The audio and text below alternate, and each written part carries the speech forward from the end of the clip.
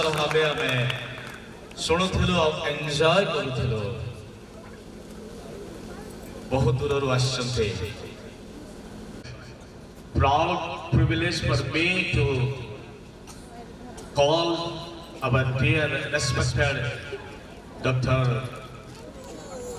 Amol Singh जो सुधारी हो से जड़े उच्च पुलिस ऑफिसर थे चाकरी को रिजाइन दे प्रभु को सेवारे दीर्घ वर्ष आम निमंते आज मिस्ट्री कहे अनुरोध करी आपण टिके शुणु मिस्ट्री और हिस्ट्री आप मुखर शुणे पुनर्बार करताल दिए अनुरोध कर बिशप महाशय को प्लीज ताली हो जाओ।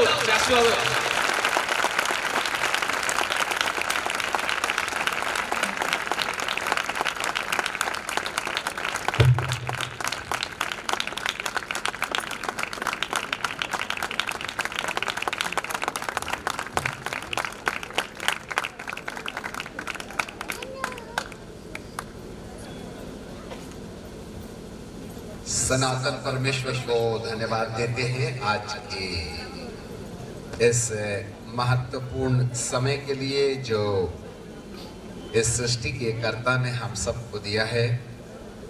और आज इस स्थान में हम सब क्रिसमस के पावन पर्व में आनंद मनाने की मनसा से इस स्थान पर उपस्थित हुए हैं। परमेश्वर पिता को धन्यवाद देते हैं कि आज हमारे लिए एक बड़ा संदेश का विषय है जिसमें इस शहर के बहुत से गणमान्य हमारे बीच में उपस्थित हैं और सैकड़ों की संख्या में प्रभु के भक्त लोग, नए आगंतुक और अलग अलग जगहों से आए हुए प्रभु प्रेमी लोग, साथ ही ऑनलाइन में हमारे साथ में सारे विश्व से जुड़े हुए लोग हैं। संपूर्ण भारत से जो ऑनलाइन संदेश आप सुन रहे हैं, देश विदेशों में भी ये आवाज़ें आप तक पहुंच रही हैं।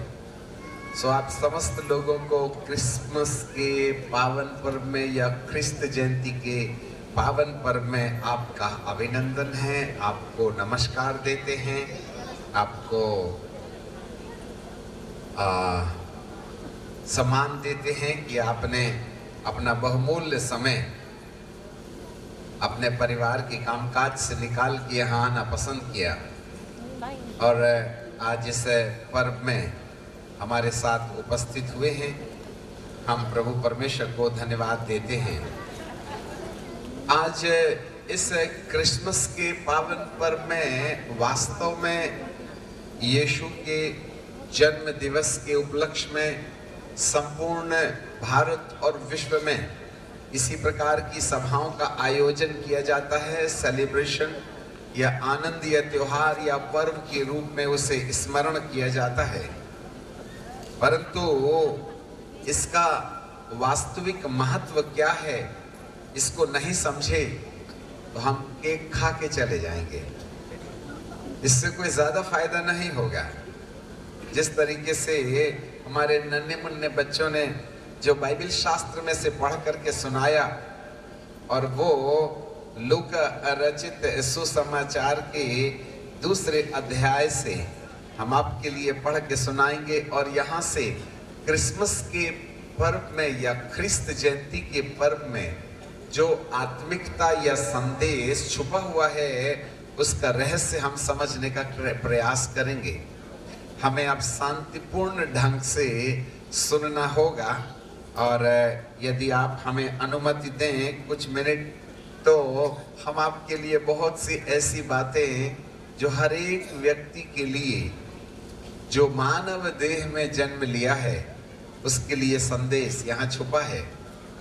यहाँ लिखा है लूका की किताब और उसका दूसरा अध्याय और उसके 8वें पद में, उस देश में कितने गड़रिये थे जो रात को मैदान में रहकर अपने झुंड की अर्थात भेड़ और बकरियों की चराने वाले लोग भेड़ और बकरियों की रखवाली की पहरे दे रहे थे। और प्रभु का एक दूत आ खड़ा हुआ और प्रभु का तेज उसके चारों ओर चमका और वे बहुत डर गए। तब स्वर्गदूत ने उससे कहा, मत डरो, क्योंकि देखो मैं तुम्हें बड़े आनंद का सुसमाचार सुनाता हूं जो तुम सब लोगों के लिए होगा, कि आज दाऊद के नगर में तुम्हारे लिए एक उद्धारकर्ता जन्मा है, यही मसीह प्रभु, द लॉर्ड क्राइस्ट। इसका तुम्हारे लिए यह पता होगा कि एक बालक को कपड़े पर लिपटा हुआ और चरनी में पड़ा पाओगे। तब एकाएक उस स्वर्गदूत के साथ स्वर्गदूतों का एक दल परमेश्वर की स्तुति करते हुए दिखाई दिया कि आकाश में परमेश्वर की महिमा हो और पृथ्वी में उन मनुष्यों से जिनसे वह प्रसन्न है शांति शांति शांति शांति। ओम शांति। हर एक व्यक्ति शांति की तलाश कर रहा है, और शांति किसी धर्म की ठेकेदारी नहीं है। शांति न खरीदी जा सकती है न बेची जा सकती है। शांति और खुशी में अंतर है। जब कोई नया कपड़ा पहनता है तो लोग पूछते हैं, वाओ क्या जच रहा है, क्या जच रही हो, तो हमारा दिल जिगी जिगी जिगी जिगी जिगी जिगी होने लगता है। वाह क्या सुपर मेरा सिलेक्शन है, क्या दिख रहे हैं आप, क्या गोरे हैं, क्या खूबसूरत हैं। जब किसी ने नई कार खरीदा होता है तो रात को नंबर 1 जाने के बाद में पर्दा हटा के देखता है, वाह ठीक है कि नहीं। और पीछे से यदि किसी ने लव यू कर दिया और डैमेज हो गया तो पर्दा हटा के देखो ना, वाव करने के लिए। इसका मतलब है जब तक कार नई है तब तक दिल में खुशी है। जब तक हमें अपने कपड़ों में कोई अप्रिशिएट करता है, वाव अच्छा लगता है, क्या दिख रहे हैं, फिर रात को हम पलंग के 2 फीट ऊपर सोते हैं। कल्पना में, सच में नहीं। इस तरीके से जब कोई अच्छी चीज हमको मिल जाती है, जब हमारा घर का उद्घाटन होता है, तब हमें बड़ा खुशी होती है। खुशी जब हमारा घर बन जाता है तो हम कहते हैं, आइए आइए देखिए ये बाथरूम है, जैसे हमारे घर में है। नल की टोटी लंदन से मंगवाई थी, बिस्तर अमेरिका का है, ठीक है कि नहीं। और इस तरीके से हम बाथरूम से लेकर किचन रूम से लेकर नल की टोटी तक बड़ाई करते हैं। बड़ा अच्छा लगता है, जैसे हमने बाप जन्म कभी नल की टोटी देखी ही नहीं थी। परंतु क्या करें, ये खुशी का जो उबाल है ना, वह हमको कहीं ना कहीं वहां ले जाता है कि हम बता ही देते हैं। परंतु जल्दबाजी में बाथरूम की टाइल्स सूखी नहीं थी, किसी ने धक्का मारा तो नीचे गिर गई। तो फिर इसके बाद में जब कभी कोई दूसरे मेहमान आते हैं तो हम कहते हैं, जरा देख के जाना टाइल्स टूटी है, जैसे हमारी आंख है ही नहीं। पहले से एक्सक्यूज कर लेते हैं। इसका मतलब है पहले दिन की खुशी अब निराशा में बदल गई है। जब हमारे पास कार नई होती है तो खुशी होती है, जब पुरानी हो जाती है तो रेगुलर हो जाती है। जब हमारे पास नए कपड़े होते हैं तब अच्छा लगता है, जब वो पुराने हो जाते हैं 2-4 बार धोने के बाद उसका कलर चला जाता है, उसको पहने तो पहले दिन जैसा मजा नहीं आता है। कितने लोगों को ऐसा लगता है, सभी के साथ ऐसा होता है। ये है खुशी। आपको मालूम होवे, खुशी आती है और थोड़े दिन घंटों के बाद चली जाती है, ठीक है कि नहीं। आज शादी हुई थी, सब बहुत खुश थे, 15 दिन तक हम एक दूसरे को निवाला खिलाते हैं, 1 महीने के बाद खिला के दिखाओ ना, गायब। पर अब परेशान हो जाते हैं, हे प्रभु लुट गया लुट गया। वो कहती, क्या लुट गया, लाज बचा ली तेरी। फिर देखना जो कबड्डी शुरू होती है, 5 रैक का केक ला के हमने शादी का उद्घाटन किया था। और माते कहती थी देखो देखो, दुआ मांगी थी, बिटिया बहुरानी बिल्कुल दूतनी के समान है, और 4 प्याला टूटने दो। फिर उसके बाद में वही माते क्या बोलती है, भूतनी कहेगी। जो कल दूतनी थी आज भूतनी बन गई है। आपको मालूम होवे, आपने ड्रम बजा के दूतनी लाई थी, तेरे ही घर में ना भूतनी बनी है। फिर जो कबड्डी शुरू होती है, लुट गई, तूने ब्लड प्रेशर ले आई, इस तरीके का तमाशा शुरू हो जाता है। खुशियां आती हैं और चली जाती हैं, परंतु यहाँ पर प्रभु का वचन खुशी के बारे में नहीं बोलता है। खुशियां जो हैं वो भौतिक होती हैं, मेटेरियलिस्टिक होती हैं। कोई वस्तु मिलती है तो खुशी मिलती है, इज्जत मिलती है तो खुशी मिलती है, वस्तुएं मिलती हैं तो खुशी मिलती है। जब बहुत अच्छा स्वादिष्ट भोजन खाते हैं, क्या बात है, क्या टेस्टी है, गले से नीचे जाने देना, फिर बताना टेस्ट क्या है। सब गायब हो जाता है। आपने क्या खाया था क्या नहीं खाया था, पेट से खुशबू थोड़े नहीं आ रही है बिरयानी की। वो तो मुंह में जब तक ना अयूं किया तब तक का मजा है, यदि गटक करके हुआ तो खेल खत्म हो जाता है। ये है खुशियां। परंतु बाइबल का परमेश्वर यहाँ पर एक मुख्य संदेश देता है, शांति, द पीस। आज किसको शांति की जरूरत नहीं है? किस धर्म शास्त्र में शांति की खोजी नहीं है? उन तपस्वियों से पूछो जो हिमालय की पहाड़ी में, बर्फीली पहाड़ियों में ठंड में कपड़े उतार करके तपस्या कर रहे, ठंडे पानी से नहा रहे। कोई बाल बढ़ा रहा, कोई बाल कटा रहा, कोई तपस्या कर रहा, कोई कांटे में सो रहा है, कोई भूखा है, कुछ खा रहा है, कोई बाल बढ़ा रहा है, कोई बाल कटा रहा है।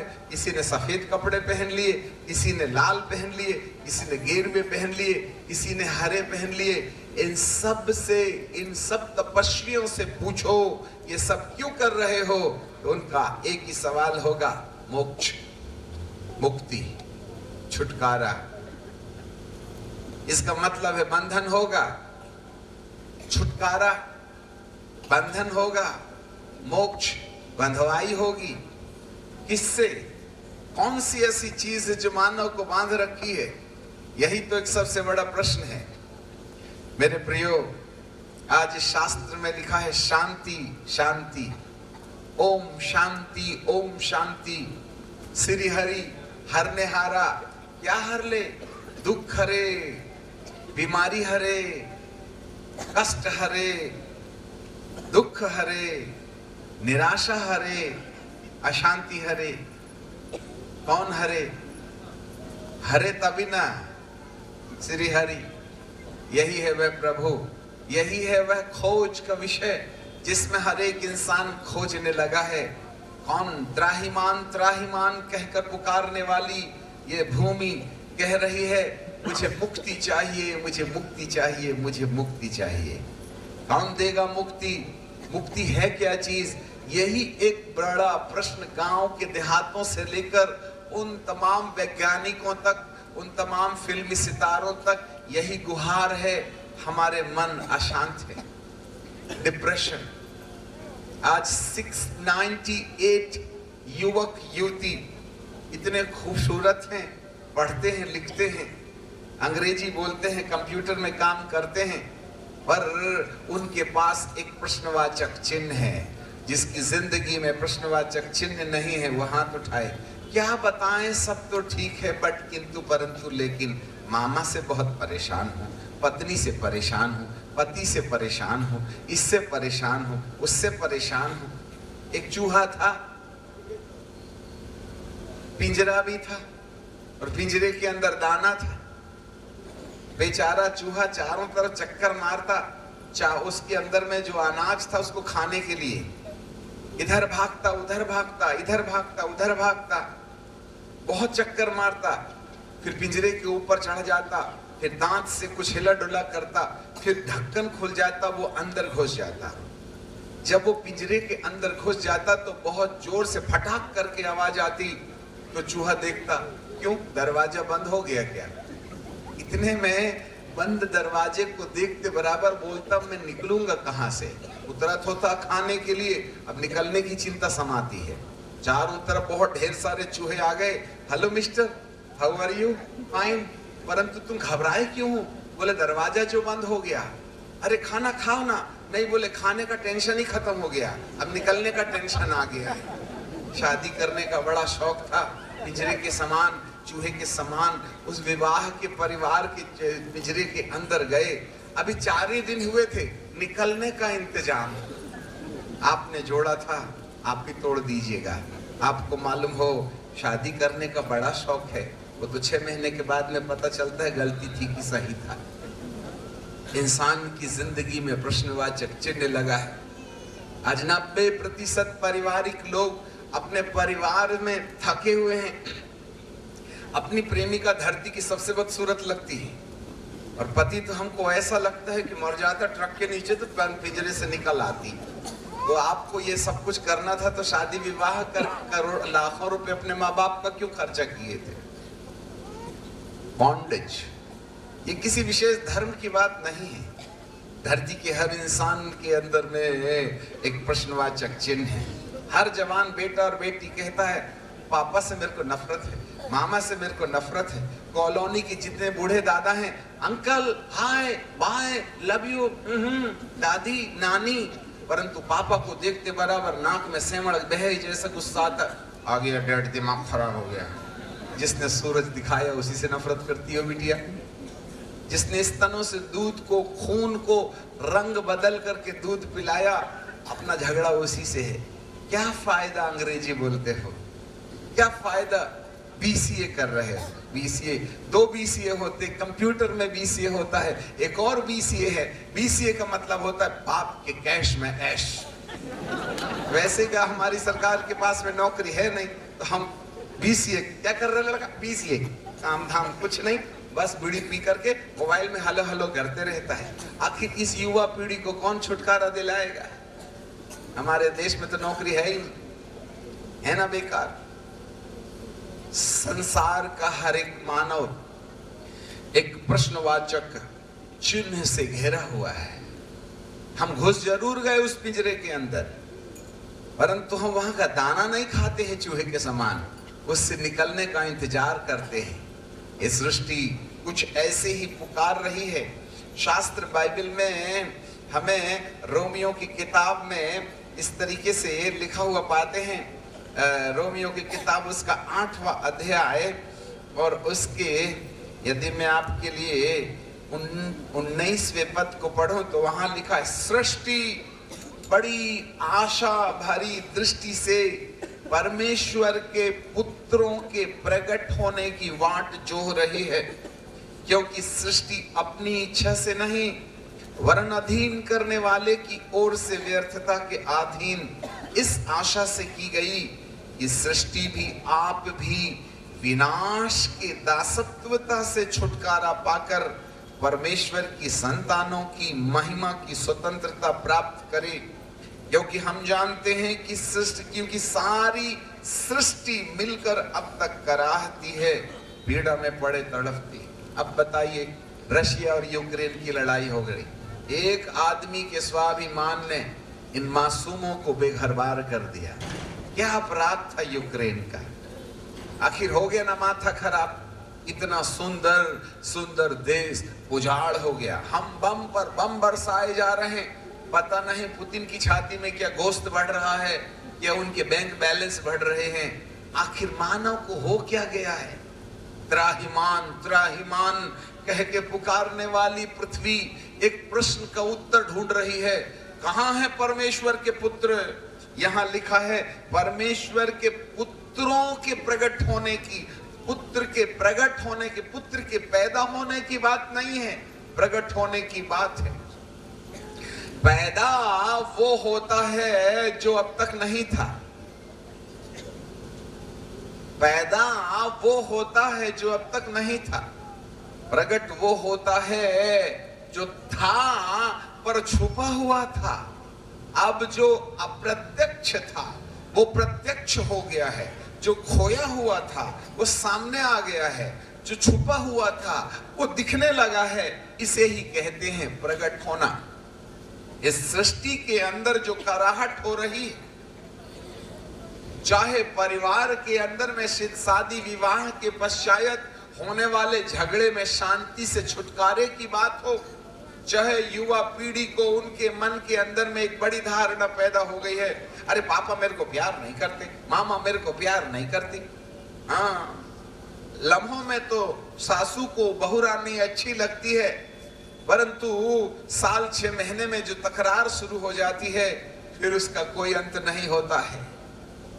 बहू भी जाती है तो पहले बार तो जाके कहती है, माँ पूछती है कैसा, सब ठीक ठाक है।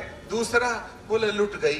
तीसरा बाप कहता चिंता मत करना, आजा पाल लूंगा, एक ही बिटिया है, जैसे तुम अपनी बिटिया का हक पूरा कर सकते, अरे रोटी दे सकते हो, पति की जगह उसको जो प्रेम है वो तो नहीं ना दे सकते हो। आज माँ बाप लोग भी अपने बच्चों को कुछ इसी प्रकार की शिक्षाएं दे जाते हैं। परिवार रो रहा है, युवा पीढ़ी रो रही है। अभी हमारे बहुत से सरकारी अफसरों के साथ में बातचीत हो रही थी और वे बड़े स्कूल और कॉलेजेस के जितने भी प्रिंसिपल्स हैं उन लोगों की एक मीटिंग कर रहे थे। हमने कहा विषय क्या है? उन्होंने कहा इस युग को जो आज साइबर क्राइम में फंसा हुआ है, 5 साल के बच्चे से लेकर के 25 साल के युवा युवती तक मोबाइल के अपराध में फंसे हुए मानव को कौन मोक्ष दे सकता है, कौन मुक्ति दे सकता है? ये सरकार के सामने, तकनीकीवादियों के सामने और शिक्षा विभाग के सामने सबसे बड़ा प्रश्न है, कौन इस साइबर क्राइम से इस युवा पीढ़ी को आजादी दिला सकता है? त्राहिमाम पुकारने वाली मानसिकता युवा और युवतियों की उनके सामने एक प्रश्नवाचक चिन्ह है। वो उस अंधकार की दलदल में गिरते और फंसते चले जा रहे हैं। कौन उन्हें छुटकारा दिलाएगा? आज तकनीकीवाद के पास ये अधिकार नहीं, ना ही सरकार के पास ऐसा कोई एजेंडा है कि आज जिस प्रकार से युवा पीढ़ी के अंदर में मोबाइल से जो वासना का विकार उतर रहा है, बढ़ रहा है, उसका कोई इलाज नहीं है। मेरे प्रियो, सिर्फ मौत, आत्महत्या और चोरी और बर्बादी के अलावा और कोई दूसरा रास्ता बाकी नहीं बचा हुआ है। यहाँ लिखा है ये सृष्टि कर रही है, ये सृष्टि पीड़ा में पड़ी हुई है। इसको किसी धर्म की जरूरत नहीं है, इसको किसी सिद्धांत की जरूरत नहीं है, इसको किसी भक्ति की जरूरत नहीं है, इसको कोई नई सरकार की जरूरत नहीं है। अरे ये सरकार आए, वो सरकार जाए, वो सरकार आए, ये सरकार जाए, अंतरी मंत्री सब बदलते रहें, तकनीकी बदलती रहे, जो बदलना है बदल दो, परंतु मनुष्य के दिमाग के अंदर में जो अपराधी प्रवृत्तियां पैदा हो गई हैं उसका बदलाव कोई तकनीकी और सरकार और कोई भी धर्म या सिद्धांत नहीं कर सकता। इस धर्म के बच्चे अपराध नहीं करते। इस भाषा के बोलने वालों के अंदर में मानसिकता, जब हम अमेरिका की यात्रा में थे तो बहुत खूबसूरत ट्रेन, वाह, जिसमें गर्दा भी नहीं अंदर, परंतु उसके कांच में काली स्याही से कुछ लिखा था, क्योंकि वहां ब्लैक अमेरिकन भी रहते हैं ना। हमने पूछा सर ये इतना अच्छे ग्लास में लिखा क्या है, क्या स्लोगन लिखा हुआ है? उन्होंने कहा, मैं बोला क्या हो गया? अरे हिंदी में बोलते, बाजू वाले को नहीं समझ में आएगा। बोले गाली लिखी है, गाली पढ़ोगे तो हमको मुंह शर्माना पड़ेगा। मैं बोला अमेरिका में इतने गोरे इतनी अच्छी अंग्रेजी बोलते हैं और उनका दिमाग इतना घटिया है कि इस ट्रेन के कांच में है ना उन्होंने गाली रखता सेक्सुअल बातें लिखी है। मैं बोला इससे अच्छा तो हमारा भारत देश है, हैं? हम तो देखने आए थे, बड़ा खूबसूरत देश है, परंतु यहाँ भी पापी लोग रहते हैं। ये तो गोरे हैं फिर भी पापी हैं, हमारे इंडियन भी। अरे ऐसा लगता है भारत में अपराध हो रहा है। फिर हम इधर दक्षिण भारत की ट्रेन में यात्रा करते हैं तो उसके वो बाथरूम के डब्बे में वो मलयालम भाषा में कुछ लिखा। मैं बोला ये क्या लिखा? ए भैया वो तो पढ़ के सुना दे। अरे गाली लिखी है, गाली। अरे बाबा। फिर उधर उत्तर प्रदेश में चले जाएं तो वहाँ हिंदी में लिखा है, उधर केरल में चले जाएं मलयालम में लिखा है, यहाँ तमिल में लिखा है, वहाँ पंजाब, सब जगह बाथरूम के डब्बे में गंदा गंदा शब्द लिखते हैं। इसका मतलब धरती के हर कोने में पापी मिजाज के लोग रहते हैं। बदल दो ना, जितनी सरकार बदलना है तुमको, बदल दो ना जितनी तकनीकियां बदलना है, बदल दो ना जितना धर्म बदलना है किसी का। धर्म बदलने से कोई फर्क पड़ता है क्या? यहां एक सबसे बड़ा प्रश्न है, यूनिवर्सल क्वेश्चन, इस विकृत संसार की मानसिकता को कौन बदलेगा? मेरे प्रियो, यही आज मानव को अशांत कर रही। 2 बच्चे हैं, फिर भी वो हमारी नहीं सुनते। एक ही पत्नी है, नहीं संभलती। एक ही पति है, प्यार नहीं कर सकते। तुमसे एक नहीं संभलती, फिर ऑफिस में दूसरी क्यों बना लेते हो? एक को झेल लो पहले तुम तो, फिर बाद में दूसरे के चक्कर में जाना नहीं। स्टेपनी भी होनी चाहिए ना, पंचर हो गई। अच्छा, एक बार पता चलेगा ना अंदर वाली को, तो छुरा लेके खड़ी हो जाएगी, फिर जाइएगा। हाँ, कितने ने तो कोर्ट कचहरी पहुंचा दिए वहां पर। हाँ, दहेज प्रथा में फंसा दिए। क्या कहते हैं आप समाज के बारे में? क्या कहते हैं आज परिवार के बारे में? क्या कहते हैं हमारे युवा और युवतियों के बारे में? आज स्कूल के अंदर में जो साइबर क्राइम हो रहा है, यदि छुप करके यदि हम देखें तो बच्चों की हालतें इतनी खराब हैं।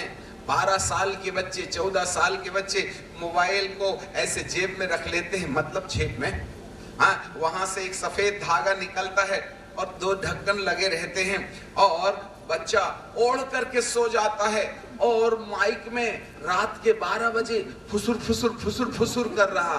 अब आप बताइए, रात के 12 बजे के अमेरिका से फोन आया था क्या? हमको मालूम है, हम गर्लफ्रेंड को लव यू कर रहे थे। पापा कहते बच्चा सो रहा, बेटा भी सो रहा, बिटिया भी सो रही, अंदर कार्यक्रम चल रहा है। समझ गए होंगे। मैं आपको शर्मिंदा नहीं करना चाहता। कोई इलाज है पापा के पास अपनी बिटिया को ठीक रास्ते पर लाने का? इन युवाओं को बदला जा सकता है। हवाएं चल रही हैं अंधकार की शक्तियों की। ये है अशांति से भरा हुआ संसार। 99% टीनेजर्स आज या तो मोबाइल के अपराध में गिर गए, या फिर तंबाकू या सिगरेट या नशा या पत्ती को घस के पीने के बारे में। आज शहरों में चले जाइए, आज बाहर देहातों में चले जाइए, छोटे छोटे बच्चे गांव में क्या कर रहे हैं? है किसी के पास इलाज? और ऐसे समय में माँ बाप अलग परेशान, बच्चे अलग परेशान, पत्नी अलग परेशान, पति अलग परेशान, पड़ोसी अलग परेशान, सरकार अलग परेशान, पुलिस अलग परेशान। अरे कभी न्याय मंदिर में तुमको न्याय मिला है? अरे नोट में बिकता है और खरीदा जाता है न्याय। हाँ, जिसकी लाठी उसकी भैंस। क्या कहिएगा? अराजकता फैली है संसार के अंदर में। मनुष्य का मन पीड़ा में है। शास्त्र बाइबल हमें बताती है, यहाँ प्रभु एक उम्दा संदेश संपूर्ण विश्व को दिया चाहते हैं। अब यहाँ पर हम फिर से वापस आ जाएंगे, जब एक स्वर्गदूत आके खड़ा हो गया। ध्यान दे लो, एक स्वर्गदूत खड़ा हो गया। स्वर्गदूत की अपनी एक चमक थी, और उस स्वर्गदूत ने जैसे आके खड़ा हो गया तो उसके चारों तरफ एक उजियाला आ गया। स्वर्गदूत की चमक अलग थी, और उस चमक के साथ एक और चमक आ गई। लिखा है, तब प्रभु का एक दूत पास आके खड़ा हुआ। ये एक एजेंडा है। आगे लिखा है, और प्रभु का तेज उसके चारों तरफ